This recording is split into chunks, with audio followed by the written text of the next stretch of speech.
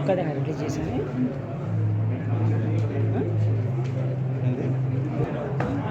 నవ్వట్లా ఒకరు నవ్వట్లా.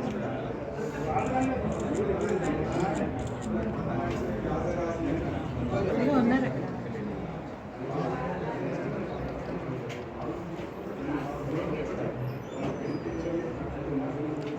సార్ నవ్వాలి, అయినా నవ్వాలి.